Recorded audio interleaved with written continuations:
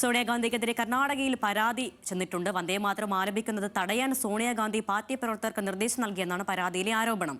സോണിയക്കെതിരെ FIR register ചെയ്യണമെന്നും ആവശ്യമുണ്ട്. BJP പ്രവർത്തകൻ വികാസ് പുത്തൂറാണ് പരാതിക്കാരൻ. വിശദാംശങ്ങളുമായി ER രാഗേഷ് ചേരുകയാണ്. രാഗേഷ്, ഈ വന്ദേമാതര വിവാദത്തിൽ സോണിയാഗാന്ധിയെ തന്നെയാണ് ബി.ജെ.പി ലക്ഷ്യം വയ്ക്കുന്നത്. ഇപ്പോൾ അതൊരു പരാതിയായി ചെന്നിരിക്കുന്നു. അതെ അരുണ്യ, ഇപ്പോൾ നിയമപരമായി, രാഷ്ട്രീയമായി മാത്രമല്ല നിയമപരമായും അതിനെ നേരിടാനുള്ള നീക്കത്തിലാണ് ഇപ്പോൾ ബി.ജെ.പി. അങ്ങനെ നിയമപരമായും ബി.ജെ.പിയുടെ ഭാഗത്തുനിന്ന് നീക്കങ്ങൾ നടക്കുന്നു. പ്രത്യേകിച്ച് വികാസ് പുത്തൂർ എന്ന് പറയുന്ന ബി.ജെ.പി. നേതാവാണ് ഇപ്പോൾ സമീപിച്ചിരിക്കുന്നത്. കേസെടുക്കണമെന്നാവശ്യപ്പെട്ടുകൊണ്ട് പോലീസിനെ സമീപിച്ചിരിക്കുന്നത്. കാരണം വന്ദേമാതരം ഇപ്പോൾ ക്രിമിനൽ കുറ്റമാണ്. വന്ദേമാതരം തടസ്സപ്പെടുന്നത് ക്രിമിനൽ കുറ്റമാണ്.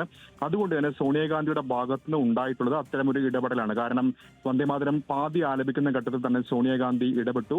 പാർട്ടി പ്രവർത്തകർക്ക് ആലാപനം നിർത്താൻ നിർദ്ദേശം നൽകി.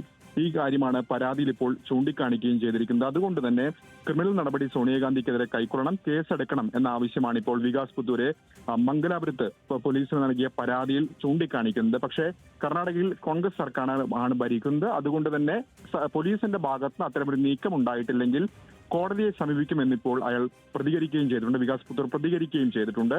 അങ്ങനെ നിയമപരമായും കോൺഗ്രസിനെ വെട്ടിലാക്കുന്ന നിലപാടുമായി മുന്നോട്ട് പോവുകയാണ് ഇപ്പോൾ ഈ വിഷയത്തിൽ ബി.ജെ.പി.